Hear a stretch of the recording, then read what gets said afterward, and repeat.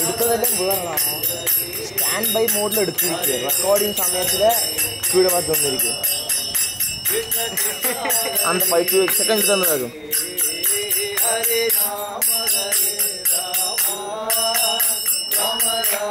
எல்லாம் போச்சு.